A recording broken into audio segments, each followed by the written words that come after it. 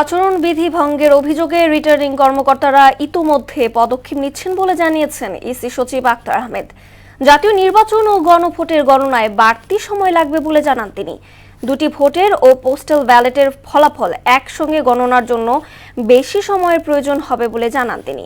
প্রায় 500 পর্যবেক্ষক নির্বাচন পর্যবেক্ষণ করবেন বলে উল্লেখ করেন ইসি সচিব। এমআর আসাদের রিপোর্টে বিস্তারিত। বৃহস্পতিবার বিকেলে আইনশৃঙ্খলা বাহিনী ও মোবাইল ফিনান্সিয়াল কোম্পানির সঙ্গে বৈঠকে বসে ইসি। এর আগে বিদেশি পর্যবেক্ষকদের সঙ্গেও বৈঠক হয়। পরে সন্ধ্যায় সাংবাদিকদের ব্রিফ করেন নির্বাচন কমিশন সচিব আক্তার আহমেদ। জানান, পোস্টাল ব্যালটের গণনা ও দুটি ভোটের ফলাফল সমন্বয় করে ঘোষণায় বাড়তি সময় লাগতে পারে। কেন্দ্রে এবং আপনার রিটার্নিং অফিসারের ওখানে পোস্টাল ব্যালটের কারণে, যেমন আমি বলি, আমাদের যে প্রতি 3000 গড়ে 3000 ভোটারের জন্য একটা ভোট কেন্দ্র, এখানে এবার ভোটাররা দুটো ব্যালটে ভোট দিবেন, কাজেই স্বাভাবিক সময়ের থেকে একটু বেশি সময় লাগার কথা।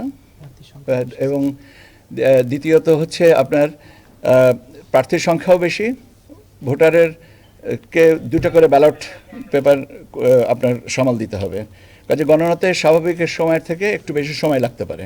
আচরণবিধি প্রতিপালনে নির্বাচনী এলাকায় রিটার্নিং কর্মকর্তা ব্যবস্থা নিচ্ছেন বলেও জানান তিনি। বিভিন্ন প্রচারণায় যে আপনি আমাকে এনআইডি কার্ড নিতে যান, মিরপুরের একটা ঘটনা এসছে, তারপরে আপনার কি বলে কার্ড একটা কথা এসছে, তথ্য দেন আপনি, বিভিন্ন ধরনের কথাবার্তা আসছে। এই জিনিসগুলোকে মানে আপনার নিয়ন্ত্রণ করা, যেটা শব্দটা ঠিক নিয়ন্ত্রণই করা বা এটা থেকে নিবৃত রাখার জন্য এই জিনিসটা বলা। Electoral enquiry and adjudication committee যদি মনে করে যে এটা কমিশনে পাঠাবেন, তারা দিবেন, সেই পর্যন্ত আমাদেরকে একটু অপেক্ষা করতে হবে। দ্বৈত নাগরিকত্ব ও ঋণখেলাপি প্রার্থীর অভিযোগ ইস্যুতে নথি ও যুক্তি প্রমাণ বিবেচনায় কমিশন সিদ্ধান্ত নিয়েছে বলেও জানান আক্তার আহমেদ। কমিশন মনে করেছেন যে এরকম ক্ষেত্রে যদি সন্তুষ্ট হতে পারে যে হ্যাঁ, উনি ওনার দিক থেকে যেটুকু করা সম্ভব সেটুকু করেছেন, বাকিটুকু সময়ের ব্যাপার। এমআর আসাদ, মোহনা সংবাদ, ঢাকা।